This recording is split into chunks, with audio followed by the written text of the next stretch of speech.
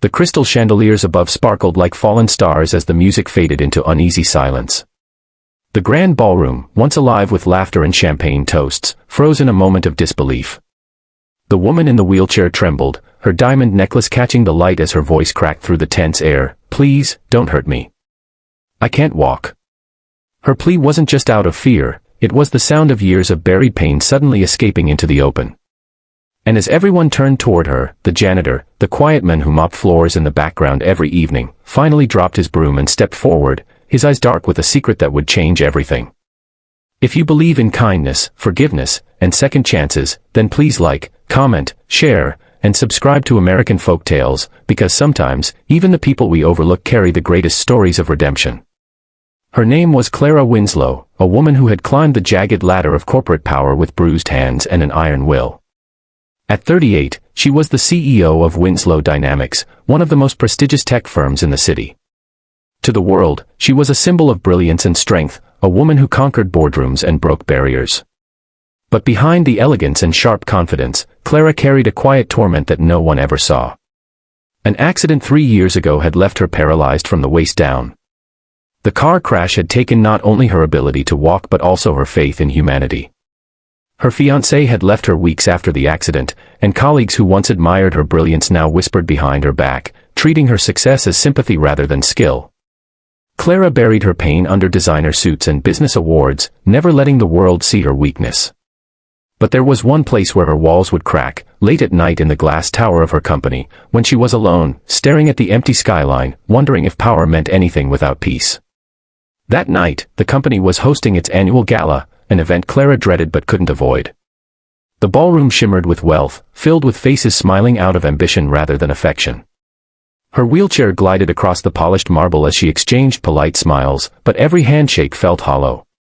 Then her eyes caught someone at the far corner, a man in a faded blue uniform, pushing a mop, his sleeves rolled up, revealing the kind of hands that worked for survival, not luxury. His name tag read Eli Carter. He looked older than most janitors, maybe in his early 40s, with tired eyes that seemed to hide both weariness and wisdom. Most people ignored him, but there was something about the way he moved, calm, deliberate, almost graceful, that made Clara look twice. When a waiter accidentally spilled a drink near her chair, Eli rushed over, quietly kneeling to clean it up. "I'm sorry, ma'am," he said softly. She smiled faintly, surprised at how gently he spoke, as if he were used to treating broken things with care. Over the next few weeks, Clara noticed Eli more often. He was always there, cleaning before dawn, fixing things no one else bothered to notice, moving with quiet dignity. Sometimes she'd catch him staring out the window after his shift, lost in thought. There was an unspoken sadness in his eyes that mirrored her own. But Clara never asked. She was too afraid to let anyone see her compassion again. Until one afternoon, when everything changed. The board meeting that day was brutal. Investors were furious about a failed product launch. Voices rose, fingers pointed, and finally, a senior director, a man named Ronald Pierce, slammed his hand on the table and shouted, "Maybe the problem is leadership. Maybe we need someone who can stand up for this company." The words cut through her like a blade. The room went silent. Ronald's face paled as he realized what he'd said, but it was too late. Clara's chest tightened, she excused herself before tears could betray her. She wheeled herself down to the lower maintenance floor, somewhere she could breathe. There, in the dim light and smell of cleaning solution, she saw Eli. He looked up from mopping, concern flickering across his face. "Rough day?" he asked quietly. Clara almost ignored him, but something in his voice, the kindness, the understanding, made her stop.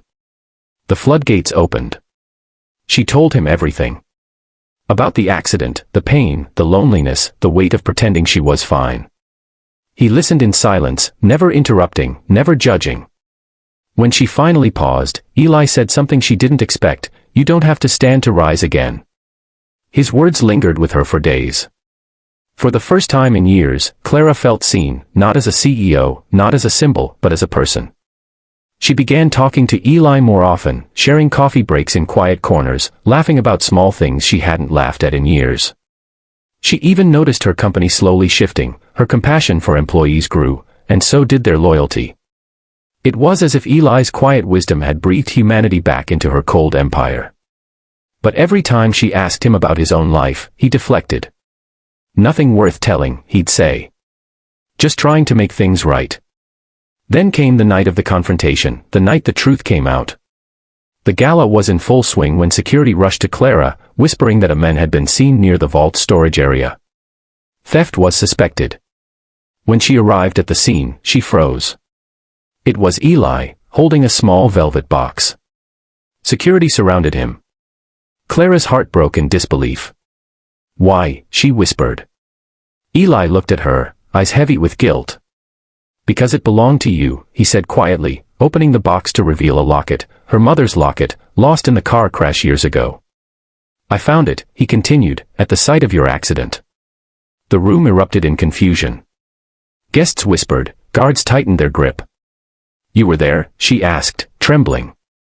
Eli nodded slowly. "I was the first one who reached your car that night. I pulled you out before it exploded. I tried to visit you at the hospital, but your family kept reporters and strangers away. I wanted to tell you, but I couldn't. I wasn't supposed to be there. I was working a delivery job, driving too fast on the same road." He swallowed hard, tears filling his eyes. "It was my truck that hit you." The air vanished from the room. Clara's fingers gripped her chair. Her mind spun, anger, disbelief, pain. You did this to me," she whispered. Eli nodded, his voice breaking. "I wanted to die that night too. But when I saw you, broken, bleeding, still trying to move, I swore I'd spend my life making it right. That's why I took this job here. I just wanted to protect you, even from a distance." Gasps echoed through the crowd. The same employees who once mocked him now stood frozen, unsure of who the villain was anymore. Clara's eyes blurred with tears. The man she'd come to trust, who had quietly mended her spirit, was the one who had shattered her life. Yet, as she looked at him, shaking, remorseful, begging for forgiveness, something inside her changed. Years of bitterness, pain, and pride melted into a strange peace. She remembered his words, "You don't have to stand to rise again." Maybe this was what he meant, that healing wasn't about revenge, but release. She took a deep breath, her voice steady but soft. "I forgive you," she said. The room fell silent. Eli dropped to his knees, weeping openly. "You don't owe me that," he murmured. Clara smiled faintly. "Maybe not. But I owe it to myself." The next morning, Clara announced something that stunned everyone. She promoted Eli, not as a janitor, but as the new head of employee relations, the man responsible for rebuilding compassion within the company. "Because sometimes," she said during the press conference, "the ones who clean our floors end up teaching us how to clean our souls." And for the first time in years, she felt whole. Not because she had power, but because she found peace. If this story touched your heart or reminded you that forgiveness can rebuild even the deepest wounds, please like, share, and subscribe to American Folktales, where stories of courage and compassion come alive every day. Before you go, tell us in the comments, do you believe everyone deserves a second chance? Because sometimes, the most broken hearts create the strongest souls.